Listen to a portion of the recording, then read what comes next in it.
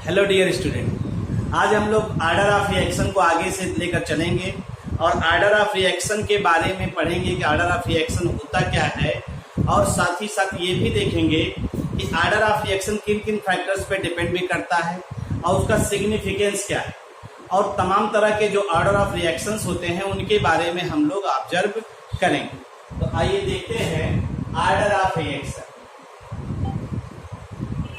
कल जो थोड़ा सा बताया था उसको थोड़ा रिकॉल कर लेते हैं। उसको रिकॉल करने के बाद जो है आगे की बातें जो है फिर डील करते हैं। ठीक है भाई। तो ऑर्डर ऑफ रिएक्शन को डिफाइन करने के लिए हम लोग सीधे सीधे यहाँ पे देखेंगे।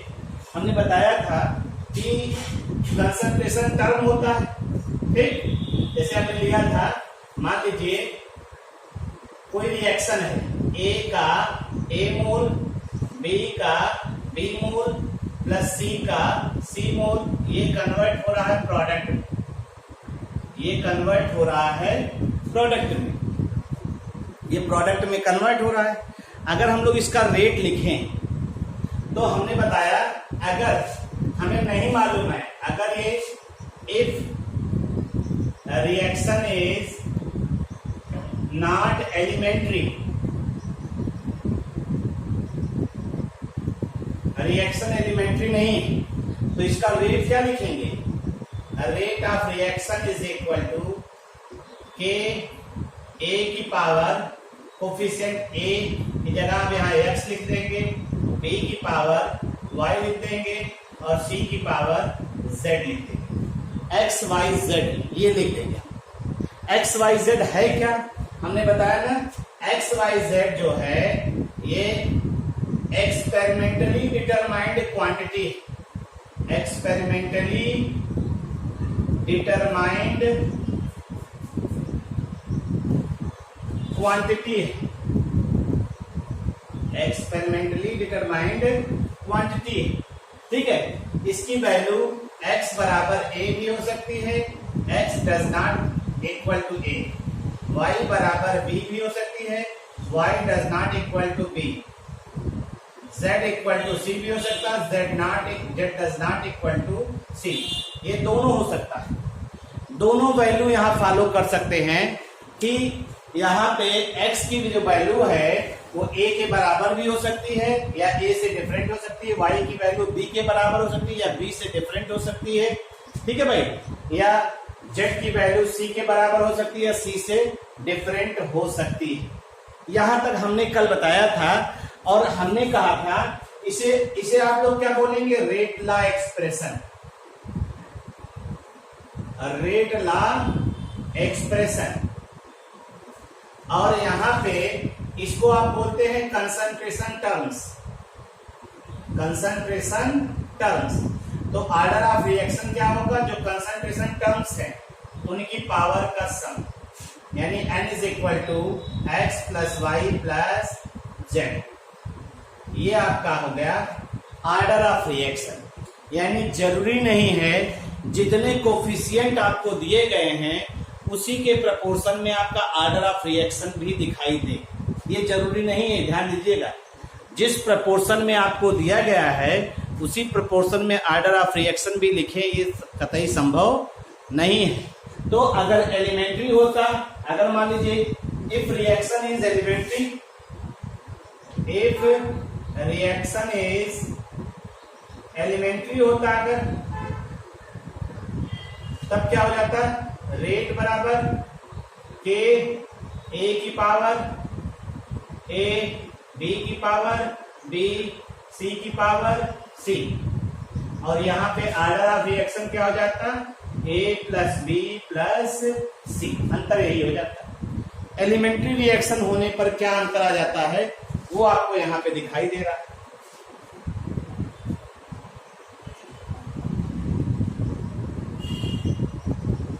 आइए अब ऑर्डर ऑफ रिएक्शन की बात करते हैं और उसी को देखते हैं और उसी को लेकर के आगे चलते हैं।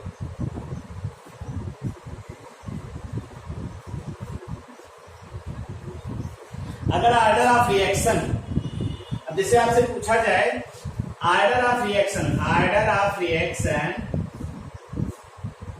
With respect to A, A के रेस्पेक्ट में अगर पूछा जाए, अगर विद रेस्पेक्ट टू ए पूछा जाए, तब ऑर्डर ऑफ रिएक्शन आप क्या दिखाएंगे? तो यहां दिखाएंगे X. Order of reaction with respect to B अगर पूछा जाए तो क्या होगा? Y. Order of reaction with respect to C अगर पूछा जाए तो क्या हो जाएगा? जेड। अब अगर अलग अलग रिएक्टेंट के रेस्पेक्ट में आप ऑर्डर ऑफ रिएक्शन पूछना चाहते हैं तो वो हो जाएगा क्या? X Y Z. और ओवरऑल ऑर्डर ऑफ रिएक्शन क्या हो जाएगा? ये ओवरऑल ऑर्डर ऑफ रिएक्शन कहलाएगा। ओवरऑल ऑर्डर ऑफ रिएक्शन ये। तो ये आपका जो है, इस तरह से आप इसको देख सकते हैं और डिफाइन कर सकते हैं।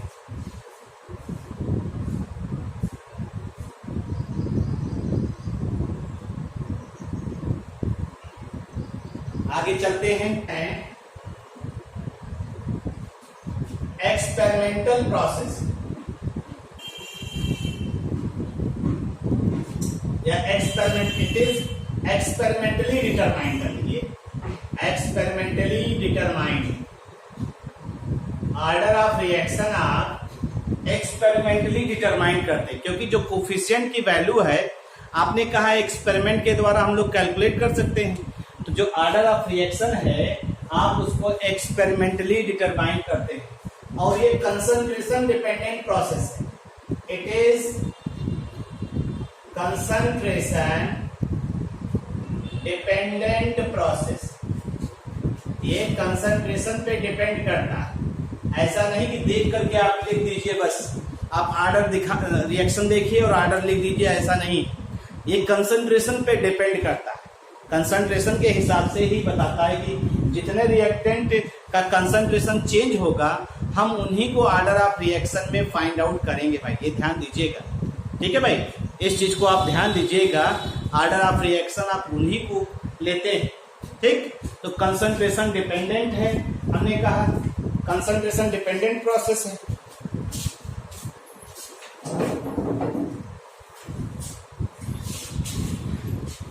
इसके अलावा देखिए, अगर हम molecularity for elementary reaction,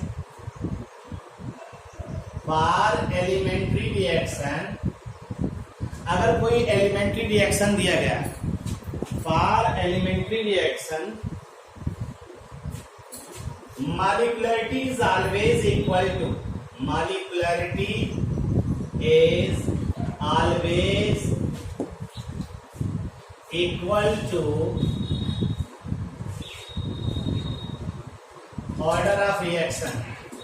molecularity हमेशा ऑर्डर ऑफ रिएक्शन के बराबर हो। किसी भी एलिमेंट्री रिएक्शन के लिए मॉलिक्यूलरिटी हमेशा ऑर्डर ऑफ रिएक्शन के क्या होती है? बराबर।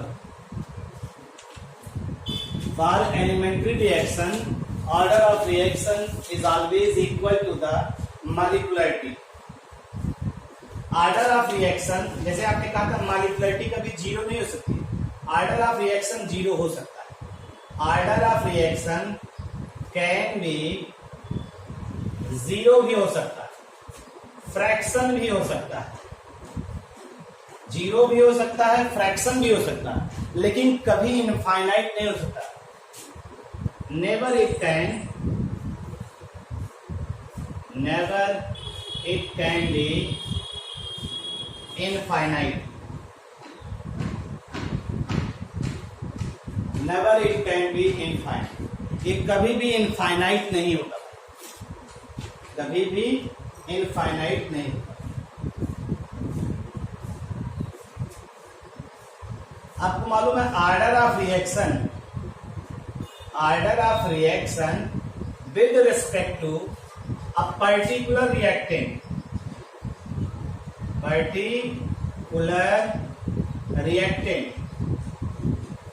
Order of reaction with respect to a particular reactant, ये नेगेटिव हो सकता है, may be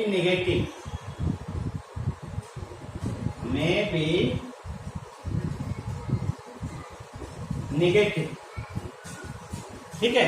but overall order of reaction, overall order of reaction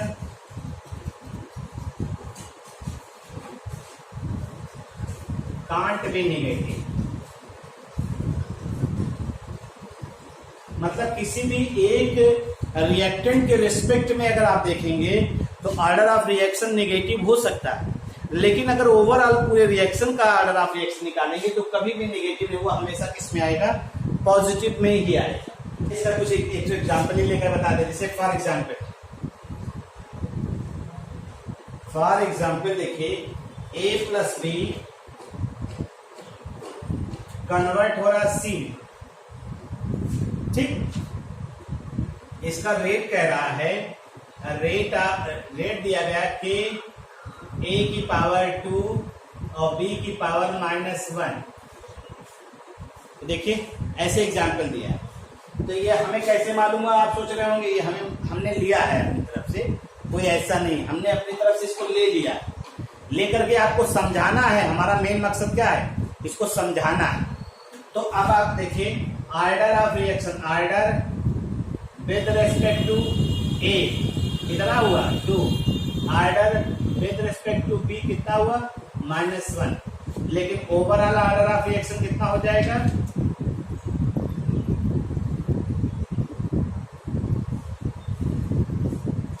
-1 बराबर, ठीक।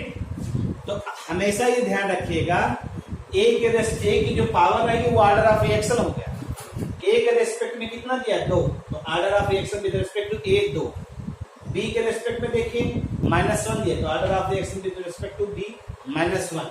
और ओवरऑल दोनों पावर को जोड़ लेते हैं। ऑर्डर ऑफ रिएक्शन की डेफिनेशन तो यही है, sum of power of all concentration terms which raised in rate law expression. तो ये सीधा सीधा आपका ये जो है आ जा रहा है, order of reaction with respect to reactant negative हो सकता है, लेकिन ओवरऑल ऑर्डर ऑफ रिएक्शन वो हमेशा कितना होगा, वो पॉजिटिव ही होगा। ये बात ध्यान रखिए। तो ये आपका ऑर्डर ऑफ रिएक्शन हो गया। अगर इसका रेट है, चूंकि एलिमेंट्री रिएक्शन लिया है, तो इसका रेट क्या लिखेंगे भाई, इसका रेट क्या लिखेंगे बताओ। एलिमेंट्री है तो रेट क्या है बताओ।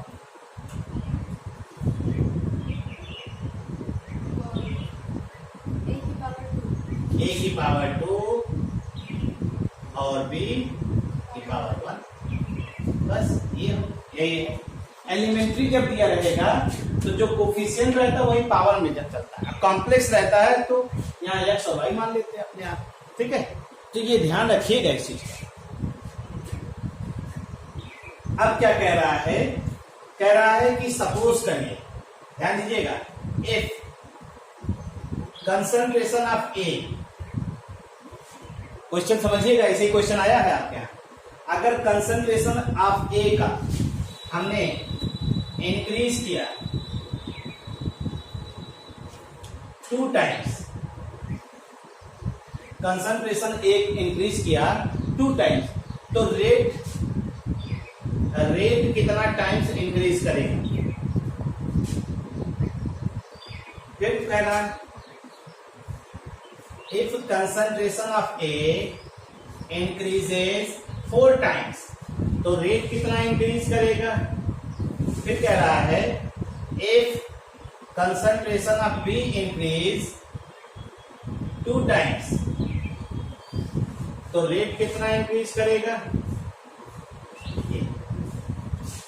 यही क्वेश्चन, ये सिग्निफाई, देखिए आप डायरेक्ट इसको देख करके बता सकते कैसे।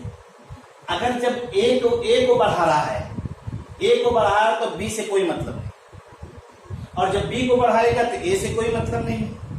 तो अगर यहाँ पे ए के बारे में बोल रहा है ना, तो अब आप क्या लिखेंगे, देखिएगा, रेट बराबर के ए की पावर 2 है ना। अरे ये है ना, इसको बी से कोई मतलब न रखिए, तो बी से कोई मतलब नहीं रखेंगे, तो कह रहा है ए की कंसंट्रेशन 2 टाइम्स कर दे। अब देखिए रेट क्या हो जाएगा, गौर से देखिएगा, के 2 टाइम्स कर दे 2a की पावर 2, तो कितना हो जाएगा रेट बराबर के 4a स्क्वायर हो गया ना। अब दोनों को अगर कंपेयर कर दीजिए, एक और दो को कंपेयर करिए तो रेट रेट तो कैंसिल हो गया, के कैंसिल हो गया और ए स्क्वायर कैंसिल हो गया। बच्चा कितना गुना हो गया? 4 टाइम्स। यानी रेट कितने गुना बढ़ जाएगा? 4 टाइम्स। यहां पे कई गुना हो जाएगा? वो 16 टाइम्स। इसी तरह से देखिए इसको 16 टाइम्स, 16 टाइम्स ना। अब अगर इसको ध्यान दीजिए, इसको बी वाले, अब बी वाले को ध्यान दीजिए तो इसको हटाइए। अब क्या हो जाएगा? रेट बराबर के, बी को देखिए सिर्फ, तो रेट और बी की पावर 1 है। अगर ये 2 टाइम्स, देखो इसको 2 टाइम्स करेंगे तो ये भी 2 टाइम्स, 1 टाइम्स है तो 1 टाइम्स है, 2 टाइम्स करेंगे 2 टाइम्स, क्योंकि बी का जो कंसंट्रेशन है वो 2 गुना हो रहा है। रेट और बी में संबंध क्या है? 1-1 का है ना, 1-1 का संबंध है। तो इसका मतलब है सीधे सीधे देखिए रेट बराबर क्या हो जाएगा? के, और ये आपका क्या हो जाएगा भाई? क्या हो जाएगा? 2b। अगर आप इसको मान लीजिए नंबर 1, इसको मान लीजिए नंबर 2, और आपको रेट पता करना है क्या कितना होगा, इसको मान लीजिए रेट फर्स्ट और इसको रेट सेकेंड, तो अगर आप करेंगे तो क्या हो जाएगा? Rate 1 is divided by rate second, तो क्या हो जाएगा? के कैंसिल हो जाएगा, बी कैंसिल हो जाएगा, कितना आ जाएगा? 2 टाइम्स, ये 1 rate 2 is equal 2 times of rate first. ये ठीक, ये सीधा सीधा इस तरह से निकाल सकते हैं। फिर समझ लीजिए बहुत बेसिक चीज है ये सब, ये देख करके ये सिग्निफिकेंस डायरेक्ट आप इससे निकाल रहे हैं। इस तरह छोटे छोटे क्वेश्चन आपको मिलते हैं कि अगर आपको इस तरह से एलिमेंट्री रिएक्शन कोई दिया गया है और उस एलिमेंट्री रिएक्शन में इसको आप ऐसे कर दिए रेट 1 और रेट 2, तो आप इसको कर दिए रेट 2 अपॉन रेट 1 बराबर कितना आ जाएगा? 4a स्क्वायर, 4 ना, बस 4 बचेगा। रेट 2 बराबर कितना हो जाएगा?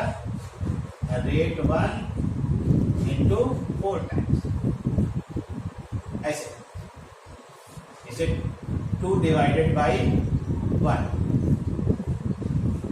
यहां क्या किए हैं? 2 डिवाइडेड बाई 1। सही है ना? समझ आ रहा है ना?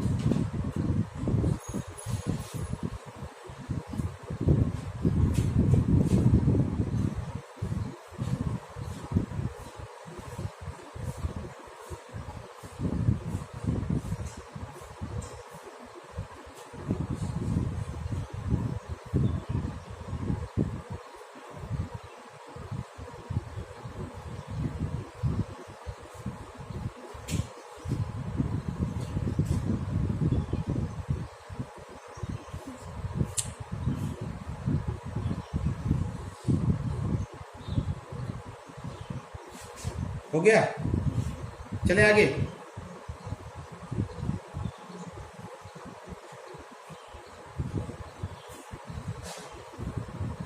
अब आपके लिए हमने दिया, आपसे हम कह रहे हैं आपको करना है।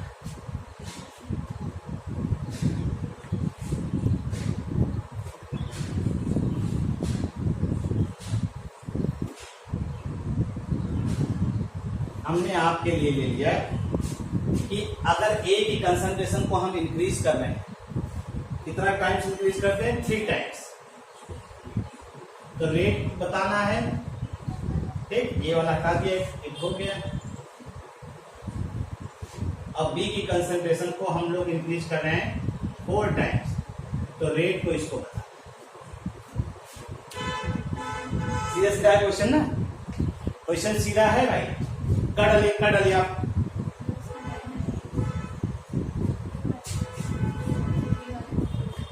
इसका 9 टाइम्स ना, भाई एक ही बात कर रहा है सिर्फ ना, ये आ जाएगा कितना 9 टाइम्स ना, 9 times of rate first, rate 1, और ये 4 टाइम्स ऑफ रेट 1, ये हो जाएगा आंसर। इसको कर सकते हैं, आप कर लेंगे ना, क्वेश्चन कर लीजिएगा, घर पे करिएगा बैठ के। इस तरह क्वेश्चन छोटे छोटे दिए गए शुरुआत में जब चैप्टर में एनसीईआरटी एक्सरसाइज देखेंगे तो उसमें ऐसे दिए गए हैं। और अगर ऑर्डर ऑफ रिएक्शन निकालने का ओवरऑल ऑर्डर ऑफ रिएक्शन तो ऐसे निकाल लेंगे जो पावर इस सबसे है। चलिए, तो इसका मतलब है कि ऑर्डर ऑफ रिएक्शन हमें क्या सिग्निफाई कर रहा है कि अगर हम कंसंट्रेशन को चेंज कर रहे हैं तो कैसे रिएक्शन जो है, रिएक्टेंट में कंसंट्रेशन चेंज कर रहे हैं तो रिएक्टेंट रेट ऑफ रिएक्शन के बारे में हमको इंफॉर्मेशन दे रहा है कि किस स्पीड से रेट ऑफ रिएक्शन भी चेंज हो रहा है। तो इसको लिख लेते हैं, ऑर्डर ऑफ रिएक्शन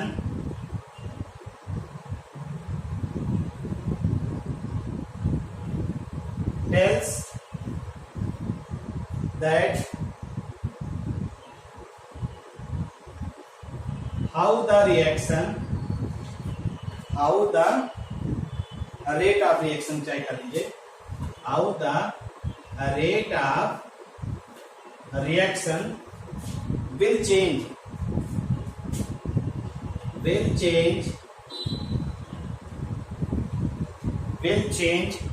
ठीक है, will change on changing the concentration of, on changing the concentration of reactant,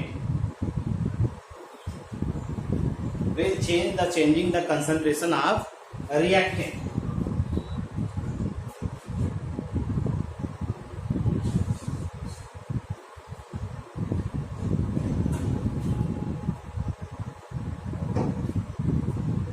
हो गया भैया, ऑर्डर ऑफ रिएक्शन क्या दे रहा है, टेल्स कर रहा है, tells that how the rate of reaction will change on changing the concentration of reactant, यानी रिएक्टेंट का कंसंट्रेशन जैसे जैसे चेंज हो रहा है वैसे ही रेट ऑफ रिएक्शन भी कैसे चेंज हो रहा है, ये ऑर्डर ऑफ रिएक्शन ही बता रहा है। ठीक है ना,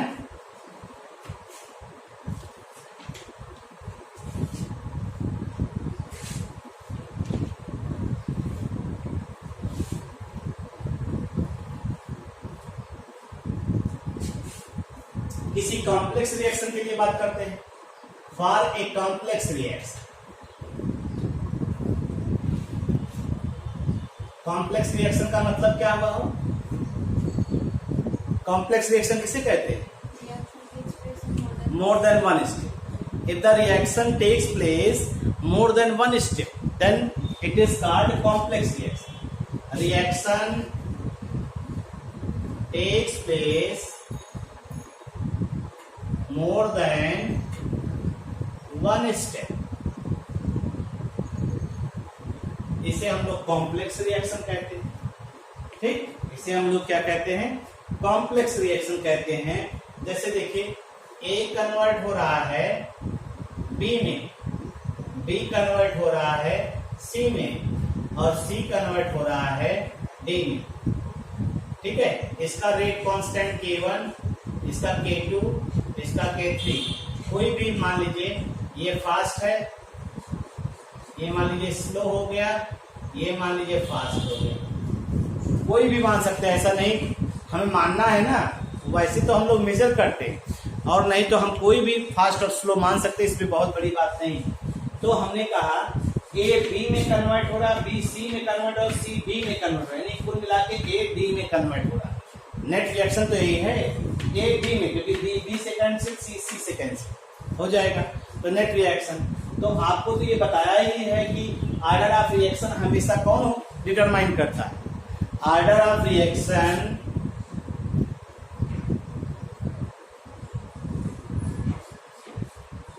डिटरमाइंस बाय कौन से रिएक्शन के द्वारा? Determines by the slowest step, slowest step. जो स्लो स्टेप होता है, इसको बोला था, जो स्लो स्टेप होता है वही हमने क्या कहा था, रेट डिटरमाइनिंग स्टेप। कई बार बोला इसको, इंपॉर्टेंट पॉइंट है, इसको ध्यान रखिए आप। बेसिक से पास हो रहा है तो आप जो है इसको अच्छे से ध्यान रखिए कि जो स्लोएस्ट स्टेप है वो रेट डिटरमाइनिंग स्टेप, जो स्लोएस्ट स्टेप है वो रेट डिटरमाइनिंग स्टेप है। तो यहाँ जो स्लो होगा वो रेट को डिटरमाइन करेगा। जैसे हमने साइकिल बनाने वाली कंपनी का एग्जांपल लिया था ना, कि एक साइकिल बनाने वाली कंपनी जो है पर डे कितनी साइकिल बनाती है, उसका एग्जांपल हमने लिया था। और उसमें जो सबसे मिनिमम पार्ट एक दिन में बनाएगा उतना ही मैक्सिमम साइकिल वो एक दिन में बना सकता है। ठीक ठीक। तो आप कॉम्प्लेक्स रिएक्शन की बात करें तो ये हमेशा जान लीजिए, for a complex reaction, for a complex reaction overall order is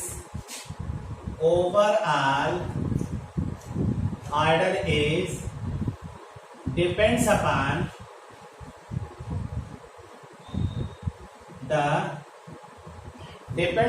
the किस पे हो, order which is calculated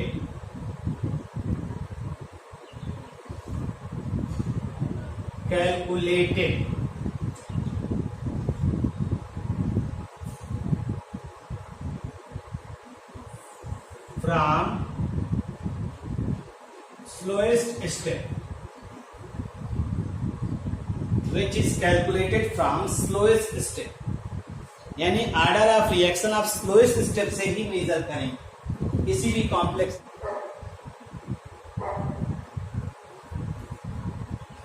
different types of order of reaction,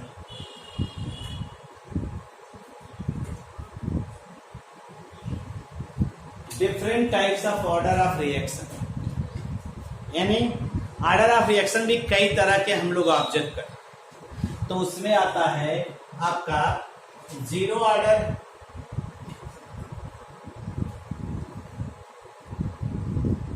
reaction, first order reaction,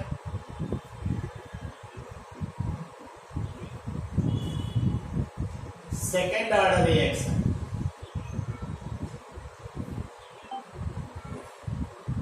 zero order reaction, first order reaction, second order reaction की बात करें।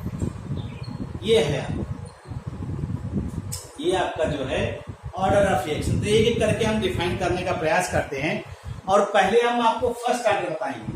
पहले order समझिए, order जब आपके समझ में आ जाएगा तो फिर हम जीरो को लास्ट में बताएंगे, क्योंकि जीरो ऑर्डर में आपको समझना, ऑर्डर ऑफ रिएक्शन के बारे में थोड़ी बहुत जानकारी आपको होनी चाहिए। तो पहले हम कौन सा लेने चल रहे हैं, first order reaction.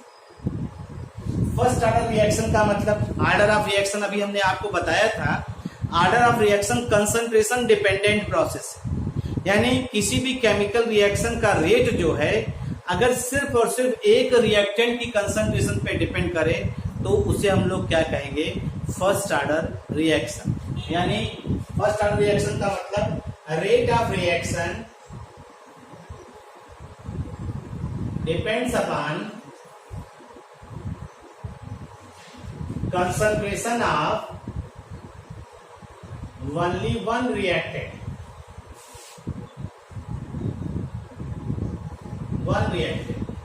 Rate of reaction सिर्फ एक रिएक्टेंट की कंसंट्रेशन पे डिपेंड करे, यानी ढेर सारे रिएक्टेंट हो, बहुत सारे रिएक्टेंट हो, उससे हमें नहीं मतलब है। जिनका कंसंट्रेशन चेंज हो रहा है उसी को ध्यान देना है, और कंसंट्रेशन जो चेंज हो रहा है वह रिएक्टेंट आप ध्यान दीजिए, उसी के आधार पे आप ऑर्डर ऑफ रिएक्शन को डिफाइन कर लेंगे।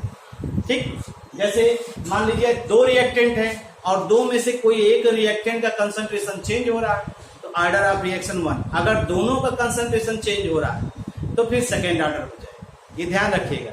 तो rate of reaction depends upon concentration of only one reactant, एक ही रिएक्टेंट के कंसंट्रेशन पे जो बेस्ड हो उसी को हम लोग क्या कहते हैं, फर्स्ट ऑर्डर रिएक्शन कहते हैं। ये देखने का एक क्राइटेरिया है आपका, ये देखने का एक क्राइटेरिया है जिसकी सहायता से आप बताते हैं। देखिए जैसे एग्जाम्पल ये N2O5 है का डिकम्पोजिशन करते हैं 2NO2 प्लस हाफ O2। ये एग्जाम्पल देखिए N2O5 का, तो इसका लिखेंगे। ये हमने कहा कि ये एलिमेंट्री प्रोसेस, आपको नहीं पता चले कैसे आपने कह दिया ये एलिमेंट्री, हम आपको बता रहे हैं एलिमेंट्री वैसे। और ये फर्स्ट ऑर्डर का एग्जांपल है, जान लीजिए।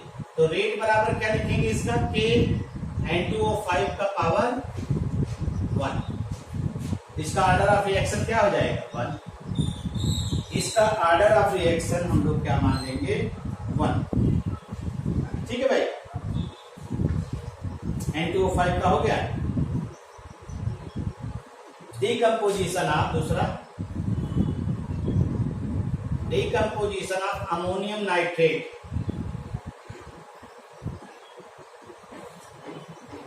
अमोनियम नाइट्रेट ये भी फर्स्ट ऑर्डर का रिएक्शन है, ये भी फर्स्ट ऑर्डर का रिएक्शन है। इसमें क्या करते हैं, अमोनियम नाइट्रेट को आप डिकम्पोज करते हैं, हीट करते हैं, थर्मल डिकम्पोजिशन करते हैं। तो ये बनता क्या क्या देखिए, N2O और प्लस H2O। कितना H2O 2 माइनस तो हो गया। ये तो जानते हैं ना नाइट्रस ऑक्साइड, इसे हम लोग क्या कहते हैं नाइट्रस ऑक्साइड। क्या होता है नाइट्रस ऑक्साइड, नाइट्रस ऑक्साइड किसे कहते हैं, नाइट्रस ऑक्साइड क्या होता है, लाफिंग गैस। लाफिंग गैस जो है वो नाइट्रस ऑक्साइड होता है N2O। आपने हाउसफुल मूवी देखी होगी, हाउसफुल फर्स्ट में जो है गैस के सिलेंडर में गैस कौन सी गैस भर देते हैं, नाइट्रस ऑक्साइड, जिससे उस हॉल में जितने भी लोग रहते हैं सब हंसने लगते हैं। अगर आपको याद हो तो नाइट्रस ऑक्साइड जो है ये लाफिंग गैस है, ये सीधे सीधे नर्वस सिस्टम पे अटैक करता है। तो अमोनियम नाइट्रेट को डील कर रहे हैं, तो यहाँ पे भी देखिए रेट बराबर क्या हो जाएगा, रेट बराबर K NH4 NO3 का होल ट्वाइस NO3 1। ये भी ऑर्डर ऑफ रिएक्शन 1, यहाँ पर भी ऑर्डर ऑफ रिएक्शन 1। ठीक है भाई, ऐसे डिकम्पोजिशन ऑफ H2O2,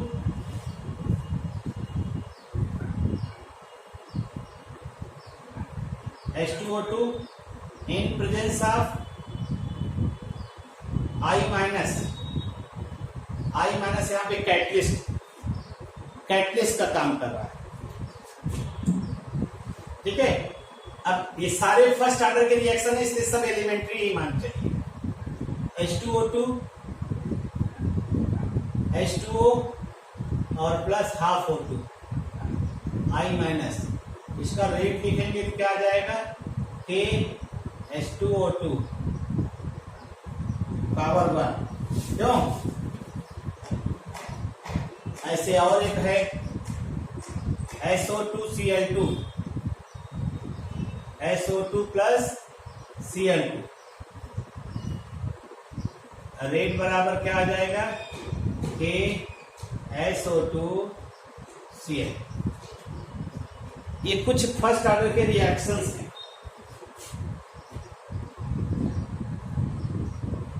बाकी कभी हम आपको सिर्फ बता रहे हैं, अभी तो फर्स्ट ऑर्डर के बारे में पढ़ा जाएगा।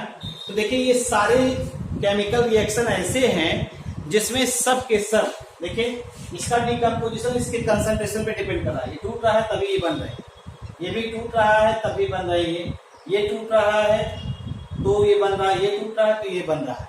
कहने का मतलब इन सारे रिएक्शन का रेट जो है रिएक्टेंट की कंसंट्रेशन पे डिपेंड कर रहा है, और रिएक्टेंट की कंसंट्रेशन पे डिपेंड, यानी कंसंट्रेशन पे डिपेंड कर रहा है, तो फर्स्ट ऑर्डर रिएक्शन आपका ये हो गया। और एक ही रिएक्टेंट है इसलिए ये फर्स्ट ऑर्डर रिएक्शन हम लोग कहेंगे। ठीक है भाई, हटाए इसको।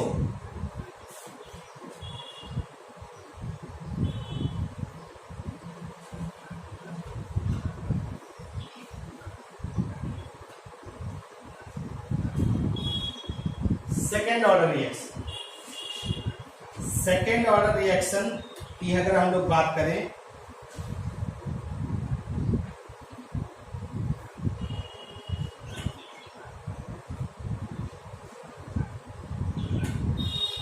rate of reaction depends upon the concentration of two reactants. दो 1 की जगह आप क्या हो जाएगा 2 रिएक्टेंट्स। ठीक है भाई, अगर रेट जो है वो 2 रिएक्टेंट की कंसंट्रेशन पे बेस्ड है तो that is second order reaction है। और इसमें हम लोग ले सकते हैं एग्जांपल में 2NO2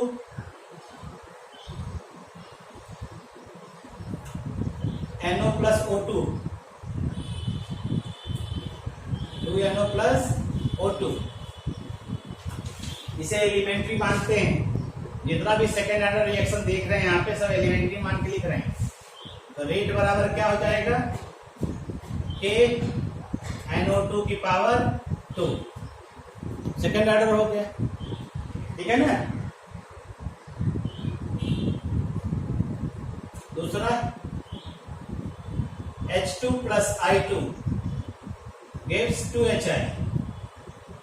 तो रेट इसका भी क्या होगा K H2 और I2, ऑर्डर ऑफ रिएक्शन क्या हो जाएगा सेकेंड। ऐसे देख के लिख रहे हैं, सब एलिमेंट्री है, इसका मतलब सारे रिएक्शन एलिमेंट्री है। तीसरा NO plus O3 क्या दे रहा है NO2 plus O2, और ये रेट लिखेंगे क्या इसका, रेट बराबर K NO और O3, ये हो जाएगा इस तरह से। है? कहने का हमारा मकसद है हम इसको एलिमेंट्री मान के चल रहे हैं तभी ये संभव भी है, अन्यथा ये संभव नहीं होता। तो चूंकि सेकेंड ऑर्डर का एग्जाम्पल ले रहे हैं तो हमें जब मालूम हो गया सेकेंड ऑर्डर है तो एलिमेंट जितने रिएक्टेंट दिखा रहे हैं उसी को इन्वॉल्व दिखा दे रहे हैं, उसी को इन्वॉल्व कर दे रहे हैं, तो हमें आइडिया हो रहा है। अभी धीरे धीरे पहले हम आपको ऑर्डर के बारे में बता रहे हैं, 0 order, first order, second order, ये सब आपको जानकारी होनी चाहिए। और आपको जानकारी हुई कि फर्स्ट ऑर्डर कितना होता है, क्या होता है।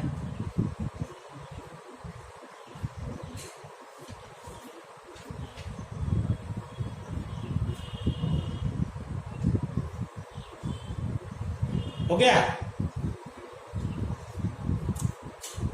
तो इन चीजों के साथ आज इसी पे विराम कर दिया जाए, हैं? तो इतनी बातों को डील कर लीजिए, बाकी की बातें जो है नेक्स्ट टर्म पे हम लोग स्टार्ट करेंगे और उसी के इसके आगे हम लोग पढ़ा जाएगा 0 ऑर्डर रिएक्शन, फिर आकर के जो है कौन कौन से और भी ऑर्डर ऑफ रिएक्शन होते हैं उनको देखा जाएगा। Thank you.